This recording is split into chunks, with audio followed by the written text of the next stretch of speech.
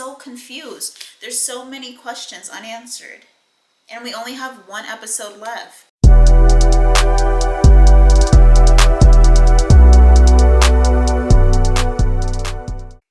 Hello, you guys. Welcome back to my channel. If you're new here, welcome. My name is Darian, aka LOL Not Darian on Instagram, Twitter, TikTok, and YouTube. Please subscribe, give me a thumbs up, comment down below how you like this video. So, I know that I missed the last 2 episodes. I actually recorded the videos twice. So the first time, I recorded episode 7. I was literally going to post it the same day that I posted episode 6 recap and review. But then I went to edit it and realized that my camera was filming in slow-mo with no audio, so I couldn't even just speed it up. Then I recorded episode 7 and 8 together last week, but I just did not have the energy to edit. So let's go ahead and get to this video, into this episode. I want to start off by saying I knew it. The only other person I could see it being is Marshall. This is his first big break, and he didn't want anybody to ruin it for him, so he might have killed them. And then my final first thought before we get into the video, I know that I'm just wishing on a star here, that the writing crew didn't point out all those like plot holes just to say that Saz noticed all of those so that she can make her own script, based off of all the plot holes. Like I really hope that is not the case, because that's gonna piss me off, because that means we won't get an answer. It'll just be like we won't get an answer for any of the plot holes and everything, and it'll just be them leading us down the wrong way and pointing out their flaws for no reason. I already gave them their 10s for pointing out the plot holes to begin with, because I felt like it was genius, and I felt like they were doing all of this to piece it together at the end. But if they don't actually piece it all together and they just try to go the route of like, oh, Saz was like making all those plot holes into a different storyline, I'm gonna be so pissed off. But I feel like they won't do that, but if they do that, I'm gonna be so mad. But anyway, so where do we leave off? We left off on Dudenoff and his shoulder being found in the ashes of the incinerator. That's how they found out that Dudenoff was dead. Dudenoff actually committed suicide because he found out that he didn't have much longer to live, and he wanted to be able to keep the Westies in their apartments. And so he asked them to go ahead and keep cashing his social security checks so that it could look like he was still alive, and just like fled to Portugal because he wanted to like live his best retirement life. The person on the radio was Helga, who was actually not Rudy's girlfriend. She was just another one of the Westies who saw Dudenoff as a father figure. Bailey! Y'all. Sorry y'all, my cat, she likes to play around in paper bags. Whenever I have a paper bag lying around, her head gets stuck in the handle of the bag. She starts like bolting around the house to try and get out of it. So that's just what happened. Helga saw Dudenoff as a father figure after her dad died, and so whenever Dudenoff decided to end his life, he didn't want Helga to know, because he didn't want her to go through the hurt of losing yet another father. So she came back. The Westies showed her the video that Dudenoff recorded. That basically cleared them of the suspicion that they killed Dudenoff, and that's why they killed Saz, because Saz found out that they did whatever to Dudenoff. That cleared that entire suspicion, that whole storyline. And the crew, aka Oliver, Mabel, and Charles, they decided not to put that part in their podcast because they didn't want the Westies to get kicked out of their apartment. My issue with that is that, okay, sure, I get it. They don't want them to like get kicked out of their apartment, blah, blah, blah, so they're not going to put it in the podcast. The thing is, that doesn't stop Detective Williams from looking into it, because Detective Williams knows that Dudenoff is dead. Because she's an officer, she can't just overlook that, like that whole thing, and just continue pretending with the Westies like Dudenoff is in Portugal. You know what I mean? So it's just like at some point they're gonna find out, like the cops are gonna find out, and then the Arconia is gonna find out, and then the Westies are going to be evicted, or they're, well, not evicted, their rent is probably going to be raised, like, significantly. So that's, like, my only concern. But other than that, you know, if they like it, I love it. So that is where we left off. And then Helga came and told the crew that she was indeed talking to Saz. Saz was telling her all about the plot holes and everything. And she said that she was in danger because of a stunt man that worked with her on a movie, her prodigy. And when they looked up the project, it was Glenn Stubbins. In this episode, in episode 9, which is called Escape from Congo, Charles is the one narrating. And the first scene, you see Saz. She's walking out of a movie set and into her car. When she backs out, she ends up running into somebody. When she runs into them and hits them, they end up flipping over her car and falling into her back seat. She has a convertible. And that's when she asks them if they've ever done any like stunt before. The scene jumps to crew in the hospital talking to Glenn Stubbins' nurse, and they say that they need to talk to Glenn Stubbins. She tells them no. They try to like pretend like they were his family, saying it in an Irish accent. They say they have beer or whatever for him, and she's Irish, and so she was like, "You think he wants beer because he's Irish?" She's like, "Oh, what else did you bring? Corned beef?" And of course, you know, Charles was like, no, and had a bag of corned beef behind his fucking back. So she tells them that she cannot let them in, even though they're investigating a murder, because Mabel ended up telling them that she was investigating a murder. And so the nurse tells them that she will give them a call whenever Glenn wakes up. So that's all they can do. They can't really push anymore. So they end up leaving. While they're sitting in the waiting room trying to figure out what their next move is, Charles offers to throw Oliver a bachelor party because, as you guys know, he's about to get married. And so, you know, he gets all like mushy gushy, Oliver does, and he's just like, "Oh, you're so sweet." So, you know, they're just so adorable, two adorable little men. After that, while they're still talking and everything, they end up seeing one of the other stuntmen that was at the club, Cushions, that's the club. They saw one of the stuntmen that I think it was the barman actually, the bartender from Concussion. So they go up to him and they talk to him. They ask him if he knows anything about Project Ronkakama. Glenn Stubbins was Saz's protege, and it turns out that Glenn Stubbins replaced her protege, but that he would know who the protege was. They told the bartender that Glenn Stubbins is obviously still in his coma right now. Would he know of anybody else who would know who the stuntman was, aka Saz's protege? And he tells them the director would know, which was Ron Howard. I have no clue who that is. Sorry to that man. But that's when Oliver says, "Finally, a real celebrity." My thing is, I wonder why they thought that Glenn did it. They knew that Glenn was the one that got shot in the head.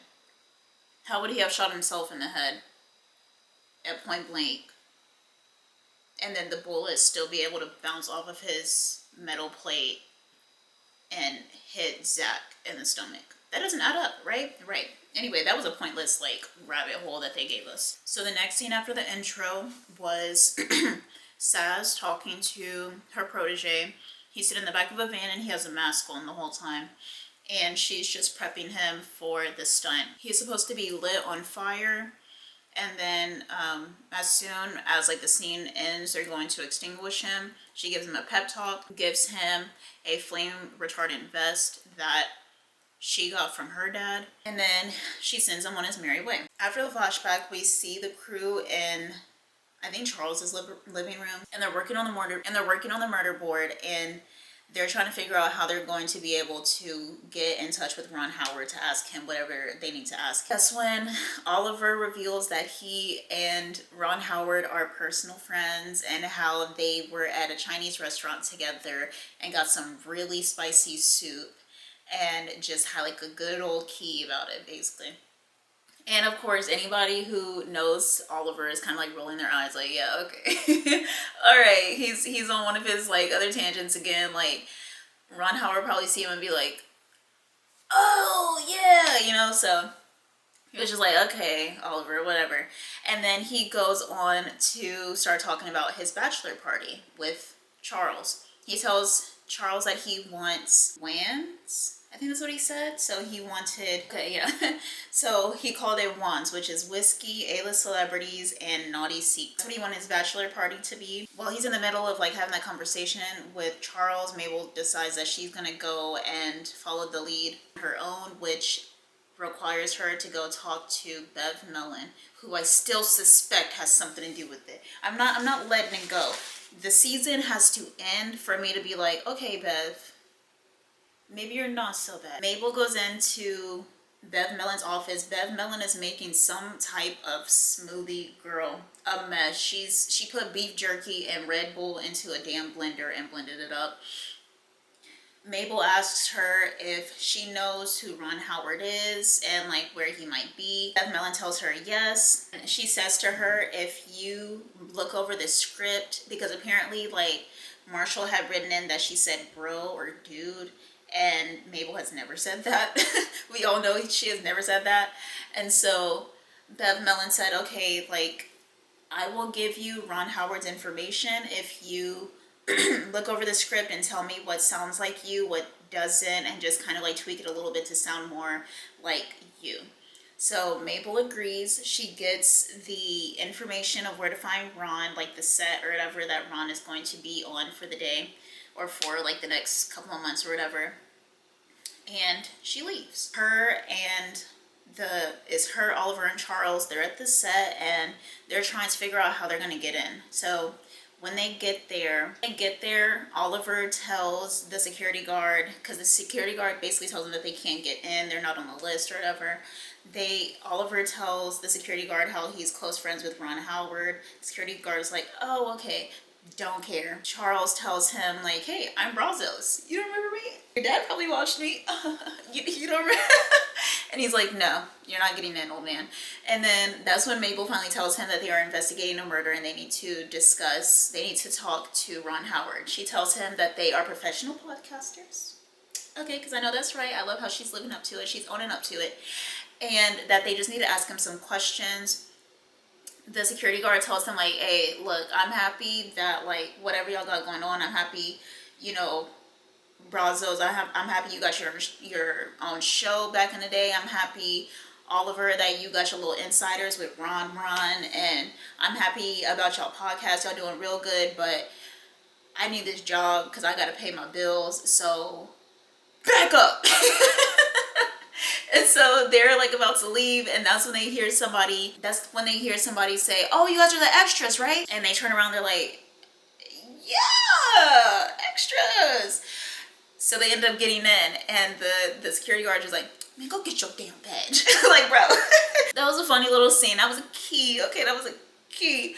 So after that, they have to do tryouts, and they basically just have to seem as terrified as possible to be able to get into the movie or whatever. They all line up. Mabel is like nervous because she's never auditioned for anything. First, Oliver goes, and Oliver just screams so dramatic and long and drawn out, and they're like, okay, you're good, go ahead, you're in.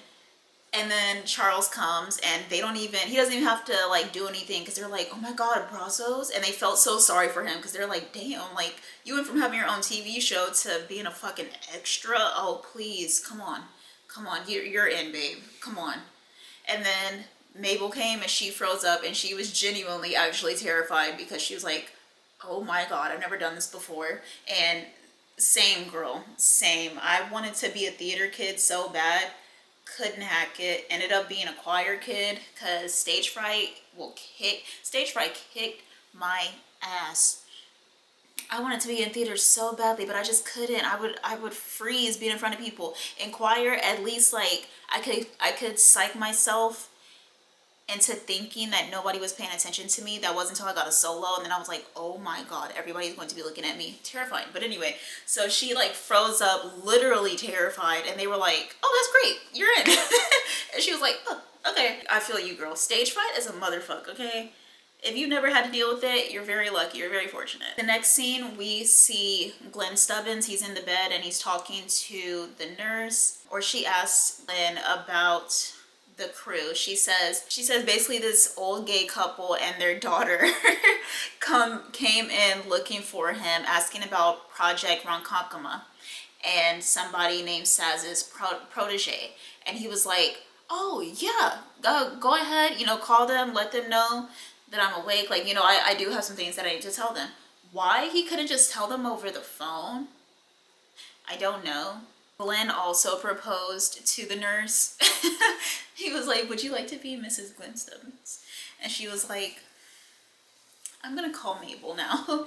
So next scene is a flashback of Saz talking to her protege, and she is basically giving him like the protocol of what all he needed to do. He's still in the mask, sitting down talking to her, and she tells him, you know, the whole protocol, the whole procedure, and tells him that once the director yells cut, he needs to stop, drop, and allow himself to be extinguished. And then for 30 seconds, do not get up and do anything just in case he ends up resparking. And then we cut back to the scene of Mabel, Oliver, and Charles. They are in makeup and costume. Mabel is in like an actual done up costume. Charles and Oliver are in like these like blue suits, like green screen suits. And they're like, why do we have to be in these and you get to look like that? And she's like, because I'm just a girl. Like, don't worry about it, I'm just a girl. So that's when she gets a call from Glenn Stubbins' nurse saying that he's awake and that he's ready to talk. So Mabel tells the group that she has to leave because Glenn Stubbins is awake, and she tells them to stay there and just try to talk to Ron Howard and get his side. And then she bolts out. After she leaves, Charles has a conversation with Oliver about his bachelor party that Charles is in charge of, and he says that his idea of what he wants to do for the bachelor party is to go to a hot dog stand that they went to one time that they really loved, and then go to a speakeasy that looked like a phone booth. That's when Oliver was like, I'm trying to figure out where the Naughty Secrets and the A-list celebrities and the whiskey come in. Okay, maybe the whiskey could be with the speakeasy. I didn't hear nothing about no celebrities and no Naughty Secrets. What's going on? I'm not gonna lie, Oliver was acting like a little bit of a brat, but I get it, because it's like, why volunteer yourself to do something for me if you're not going to do it the way I asked you to? Because nobody asked you to do it, you know what I mean? But if you're going to volunteer to do it right. The next scene, we have Glenn Stubbins. He's in the hospital. He wakes up because he hears somebody come in, and he thinks that it's the nurse. So he gets all excited because he's seen his little boo or whatever. Unfortunately, it is Saz's protege, and they end up smothering him with a pillow and killing him. The next scene, we have Oliver and Charles on set. They are about to film the scene where they're being extras in. Oliver and Charles basically have a big blowout argument in the middle of the set, and Charles calls him insufferable, and it was just really sad. It was really sad, honestly, y'all. And I could like, it's also a thing on Charles. There's some people, they get so eager to do something for somebody that they love that they overextend themselves and they put a little bit too much dip in the chip. They end up starting to like get kind of irritated and resentful towards their loved one who they literally made promises to, because they feel like they're having to overextend themselves and that they're being asked too much of. And it's like, you're only being asked exactly what is expected of you with you offering your services. So the next scene is Mabel. She's at the hospital talking to the nurse, and that's when the nurse tells her that Glenn is dead. And did y'all notice that they showed that news article? It had nothing to do with what's going on. So I wonder what that's supposed to be foreshadowing. I wonder if that's supposed to be like the foreshadowing of the next season, where they were talking about the dry cleaning, the Camuto family, and there was like, I think, a murder or something that happened in relations to that. I wonder if that's supposed to be like something to set up the next season. After they like make note of that news article, Mabel asks the nurse if she called anybody other than her. The nurse, about like, you know, Glenn being awake, the nurse said yes, and that she called Glenn's emergency contact, which was Saz. Except, as we know, Saz is dead and the killer has her phone. So that's when she realized that Glenn was unfortunately murdered, but she doesn't say anything to the nurse about it. So the next scene is another flashback. It is of the actual scene where Saz's protege is doing his stunt where he's supposed to be set on fire. The stunt goes well. He gets set on fire, then they yell cut, they extinguish the fire. She's excited. She's like, you know, doing like a whole hurrah moment because it only took him one take. She's so proud of him. As she's celebrating, she hears screams and then fire. Leave the flashback and we go back to the present. Charles is in the dressing room. He's getting undressed. Oliver comes in. They end up having a heart-to-heart, and Charles basically says it really hurts him and it really scares him about Oliver getting married, just because he's so used to being Oliver's partner in crime. You know, like Charles was Oliver's emergency contact until Oliver and Loretta started dating, and then she became the emergency contact. And he wanted to throw the bachelor party because he wanted to have like basically one last hurrah with Oliver and one last like moment with him before Oliver had to become all of somebody else's, in that, like, in the sense of like his time and attention. Charles like apologized for, you know, making it all about him and everything. It's so adorable. I'm happy that like Charles was able to process his emotions, which, I mean, you would hope somebody could at that age, but a lot of times people can't. Yeah, a lot of times people can't, or even if they do process their emotions, they're never able to get themselves to the point where they're bringing themselves to apologize for expressing their emotions in a way that wasn't healthy. So I'm happy that he was able to do both. It was very conducive for he and Oliver's friendship. So we jump forward to the next scene and we have Charles and Oliver at the Chinese restaurant that Oliver was talking about, where he said that he had met Ron Howard. Oliver said that the first time he got married, he didn't have a bachelor party and he didn't have a best man. And this time around, he's okay with not having a bachelor party, but he definitely needs Charles to be his best man.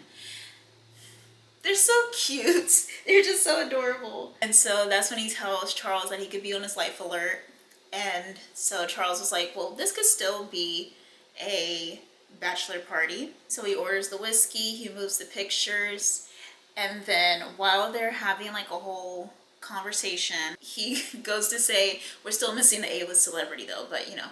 And of course, that's when Charles is like, so if I'm not an A-lister, who is? Like, what the fuck?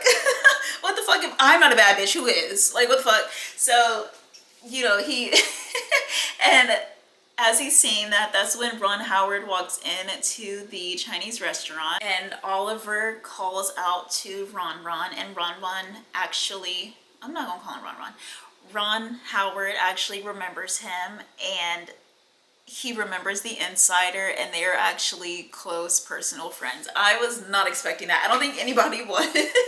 As many people as he talks about, that also just makes me think, all of his stories true? Like, is he friends with all of these celebrities? And this whole time they just sound super outrageous because this man was a part of Hollywood, and Hollywood is just like literally one of the craziest fucking industries on planet Earth. They sit down and they decide to have dinner together. And the next scene that's happening at the same time as Charles and Oliver being at the restaurant, Mabel is walking back to her apartment, and she sees Marshall sitting outside of her apartment, saying that Bev Mellon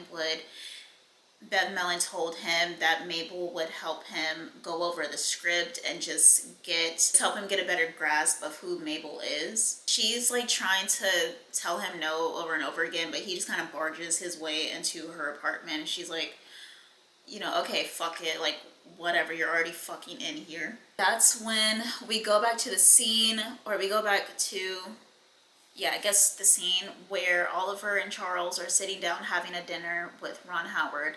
And they finally asked Ron Howard about Project Ronkonkoma and what happened with Saz's protege. So he basically tells them that it was a royal shit show and that's why it never aired. He goes on to tell them that what actually happened was that stuntman was trying to ask him to read over his script for him. He didn't wait the 30 seconds that he was supposed to wait after the fire was put out to make sure that it wouldn't re-spark or reignite. Within those 30 seconds that he was supposed to wait, he actually got up and went over to Ron to ask him to read over his script for him, and that's when the fire reignited and the protege basically blew up in flames, and that singed off Ron Howard's eyebrows, which are still fake till this day. He like ripped them off and everything. He's like, see? And so we go back to Mabel and Marshall in her apartment. She's basically just giving him kudos for getting his script finally made. And she asks him if he wants a beer. He says yes. She goes over to her fridge, opens the fridge, and sees the case of beer they were supposed to be taking to. In the middle of the case of beer, she found a stack of paper. We flip back to Oliver and Charles. They're talking to Ron, and they tell Ron that they need to find the stunt man. He tells them the stunt man's name. It doesn't ring a bell. He says, if you guys find him, let him know I want my shoes back, because apparently the stunt man had stolen a pair of Ron's shoes. Ron apparently wears the same shoes every single time he goes on set because it gives him the most cushion. And he lifts up his foot, and it is literally the same shoe print that was on the windowsill at Dudenoff's apartment. They ask Ron if he has a picture of the stuntman. He says yes, because he had to ban him. And so he shows them the picture. Who is it? None other than fucking Marshall, in white hair and no beard.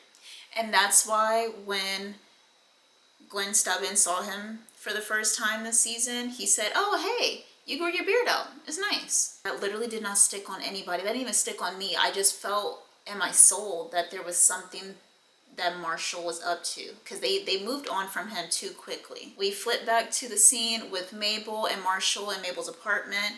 Mabel looks at the script, and it says that it was written, it said Only Murders in the Building, the movie, written by Saz Pataki. That's when she asks Marshall why the script says it was written by Saz. And at the same time that she asks that, she gets a text message from Charles and Oliver that says that the stunt man was Marshall, but her phone was on the bed next to Marshall. Oh, this episode was crazy. This episode was crazy, but I knew it, but I feel like there is still some plot holes that were missing. So like, here's everything that I'm trying to compile right now. Listen. Number one, all those plot holes that Saz pointed out, what does that have to do with anything? Number two, who was the second killer? We only have one episode left. Who was the second killer, and what do those plot holes have to do with that second killer, presumably? Number three, was Saz just a stand-in for Charles? Like, my thing is, like, how did Marshall know that Saz was going to be in Charles' apartment at that specific time to be able to be in Dudenoff's apartment with the sniper set up to shoot her? And how did he know that she was going to be alone? I'm so confused. There's so many questions unanswered. And we only have one episode left. We don't know how he knew the code to get into Dudenoff's apartment to be able to go. If he's never been in Charles' apartment, how would he know that Dudenoff's apartment was the one right across from Charles? It's so, oh my God, there's so much we don't know, you guys. I'm just like sitting here, it's all like coming to me. We really don't know anything. And we have one episode fucking left. What? How are they gonna do this? How are they gonna do this? Are they like already planning for there to be another season, for there to be a season 5? Because how are we here and we still have so far to go? And you know that they're only going to give us an hour-long episode next episode, because they never do anything longer than an hour. I want to say Bev Mellon is the second killer, but like there's so many things unanswered that have to do with Dudenoff. And it's not even like anything to do with his murder or anything, but like I said, like getting into his apartment, why was Saz in his apartment in the first place, asking Helga on the ham radio about whatever. Like, why was she asking on the ham radio about anything? First of all, from Dudnoff's apartment. How did Saz know anything about Dudnoff's apartment? What's going on there? That is it for this episode. We have one more episode. Let's hope all of the questions get answered. If they don't, y'all know you're gonna hear it. Okay, you're gonna hear about it from me. I'm about to go. I will see you guys in the next video. Peace.